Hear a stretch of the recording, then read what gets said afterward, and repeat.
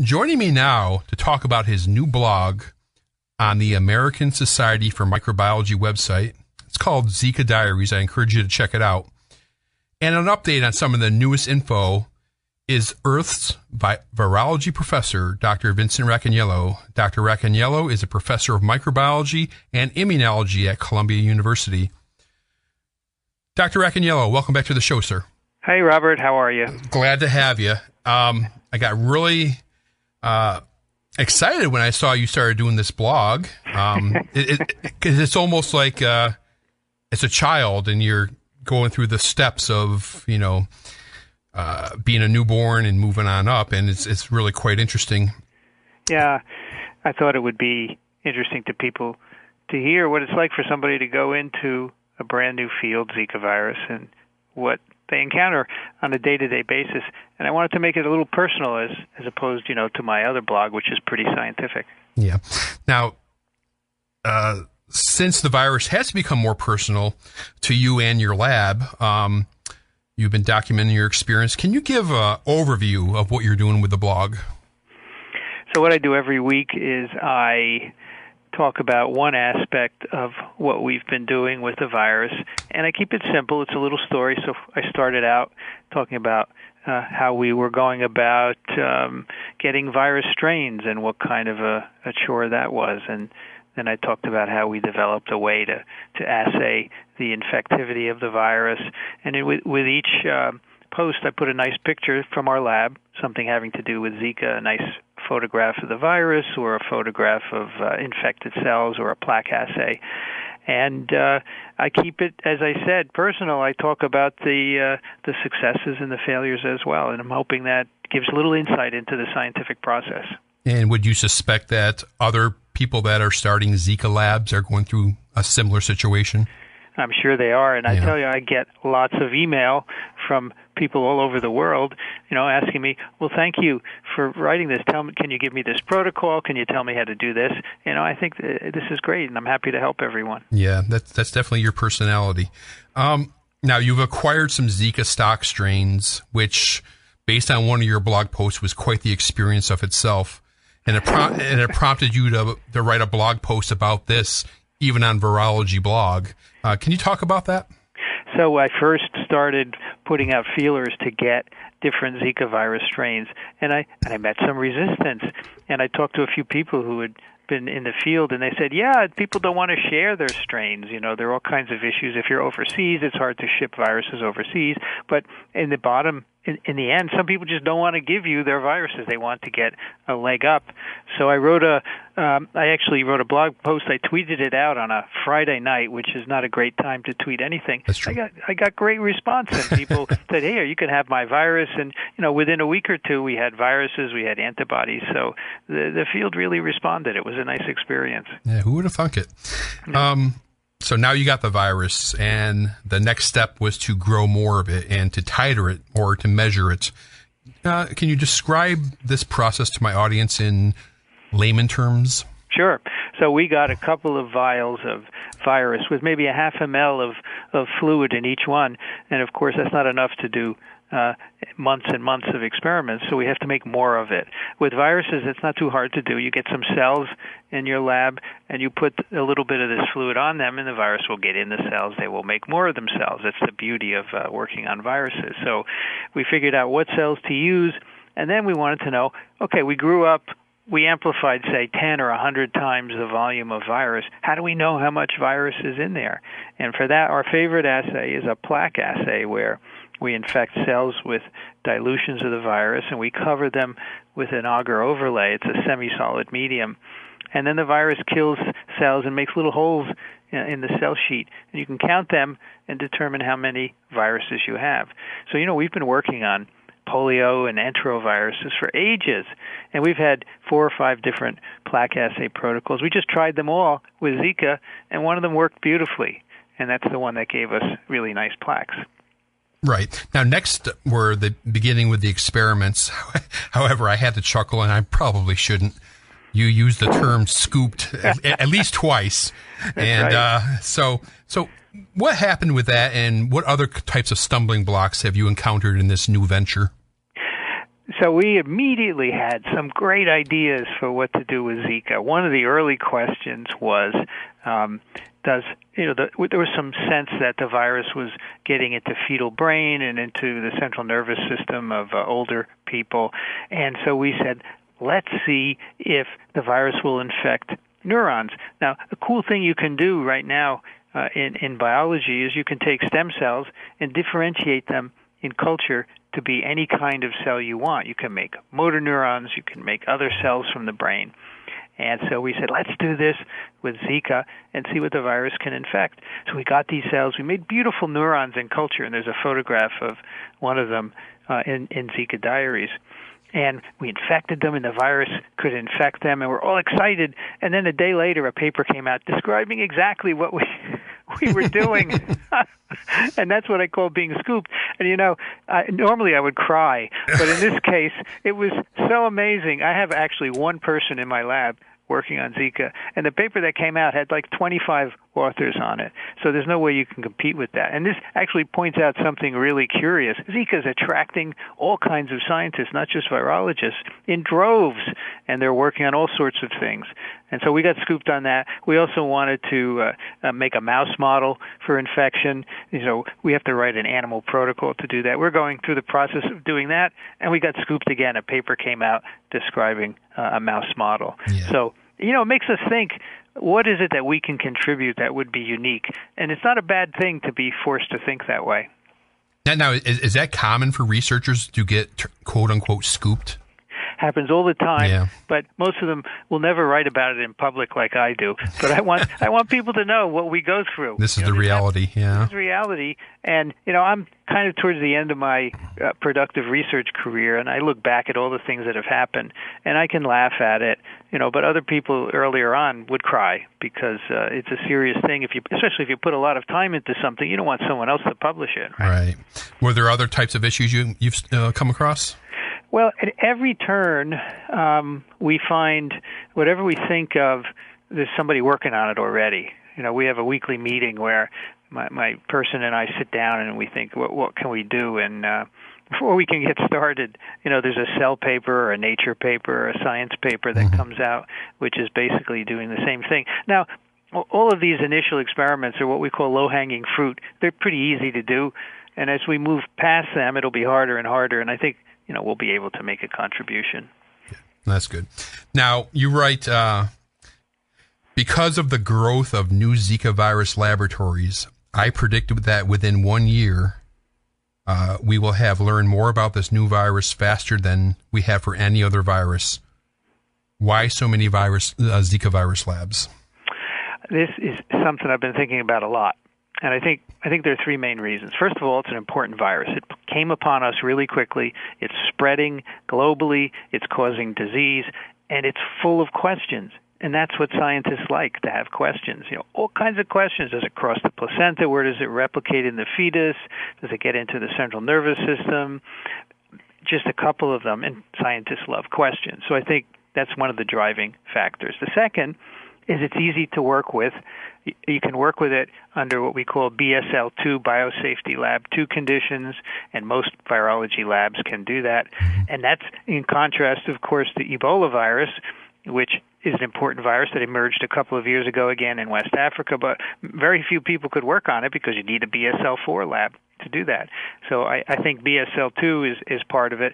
And the third reason is probably the most important, and that is I think a lot of these individuals are thinking we can get money and we can get papers to do the work. And that unfortunately is what drives a lot of science because money is very tight. And whenever you see an opportunity to get more money for your lab, and I'm not talking about money to put in your pocket, but money to pay for things and to hire people and do experiments, people jump at it. And there's no doubt that this is a big driving force in attracting a lot of labs to Zika. Yeah. So I, in my little BSL-2 lab, clinical lab, I work with herpes virus. I could work with Zika virus. You could, absolutely. What BSL is required for polio? BSL-2 as well. Oh. At the moment. Now, of course, as soon as it's eradicated, it'll go to BSL-4. So as soon as all the polio strains are gone, then we won't be able to work on it anymore. Gotcha. But until then, it's BSL-2, right? Okay. Well, And like I said, I encourage you guys to go out there and check out Dr. Racaniello's blog. And the best way I found, it's not good to give you a link, but if you just type in Zika Diaries ASM, it'll take you right there if you Google, a Google search. Now let's talk about some of the latest research that is out there. And you kind of talked about this already, but one of the bigger ones was the studies that revealed that Zika could cross the placenta and cause microcephaly in mice. Mm-hmm. This is a big one.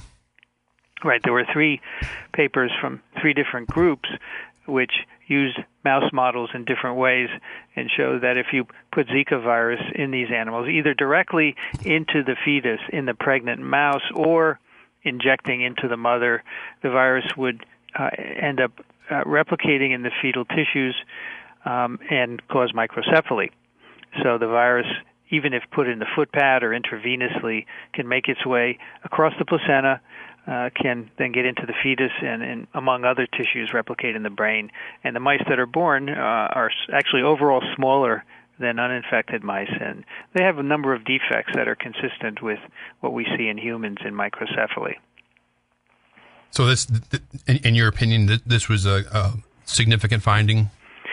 Yeah, I was pretty convinced that Zika virus causes microcephaly and other birth defects in people. Right. But there was one thing missing, and that was an animal model. And this really clinches it. And now, we can go forward and do experiments to figure out exactly how this is working. And I think that's really important. Now, there's another one that I didn't hear about, but you did write about it on Virology blog. It's an observation that antibodies to dengue are shown to enhance Zika infection. In the simplest terms possible, how does this occur? So Zika and dengue viruses are pretty closely related to one another. They're in the same virus family, and they look very similar. And we know that for dengue, if you get there are 4 different flavors of dengue. If you get infected with one, typically you recover, but you make antibodies. And then later, if you get infected with one of the different dengue types, you can get a more serious disease because the antibodies can bind to the virus. They don't block infection, but they let the virus get into cells that the virus would not normally infect. Now, antibodies, of course, are proteins that we make in defense against pathogens infecting us like viruses. And this paper showed that antibodies to dengue virus, which were taken from humans who had been infected, when you mix them with Zika virus, they will not block infection, but they will bind to Zika virus, and they allow them to get into cells that the virus would not normally get into. So we call that enhancing infection.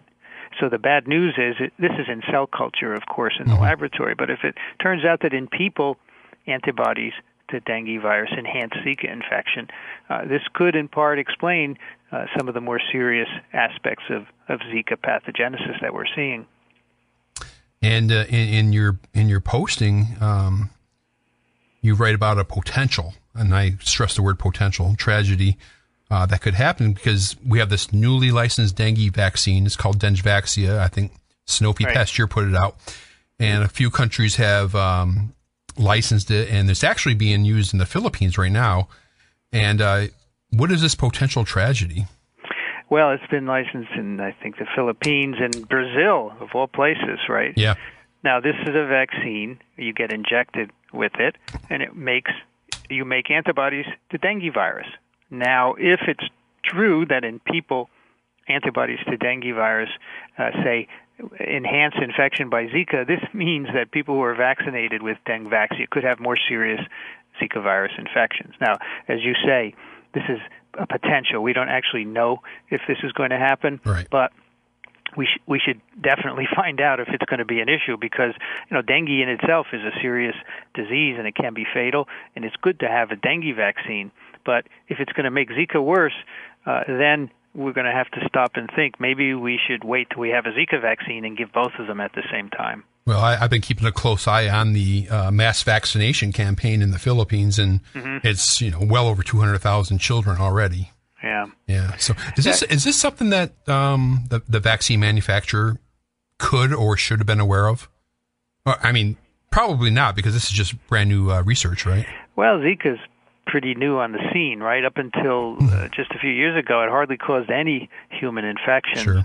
And although we knew that it was highly related to dengue, I think the driving force for Dengvaxia was to eliminate suffering caused by that virus, and that was absolutely justifiable. Mm-hmm. And so there's no way that Sanofi would have said, "Oh, look at this Zika, this hardly doing anything virus. Let's not make a Dengvaxia because of it." That doesn't make any sense. Right. So I wouldn't blame anything on Sanofi. This is nature doing what it does best. Well, speaking of nature doing what it does best, and I always get a kick out of this. I got about 2 minutes left, Dr. Racaniello.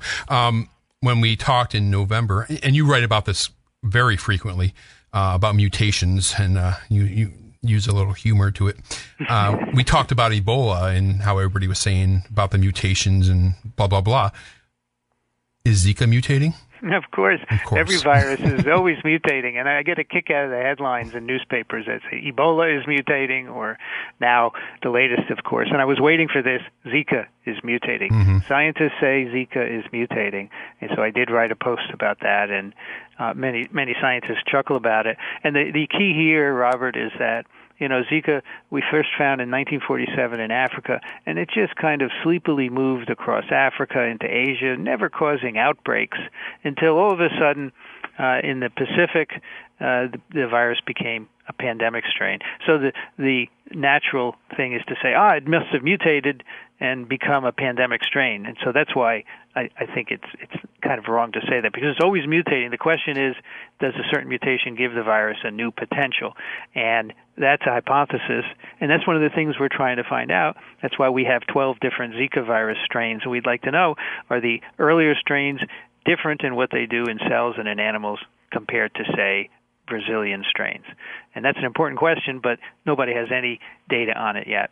Okay, I'm running out of time here, and I had some other questions about some other research. In fact, there was some came out, I think it was today, about Zika being linked to eye problems. I don't know if you saw that.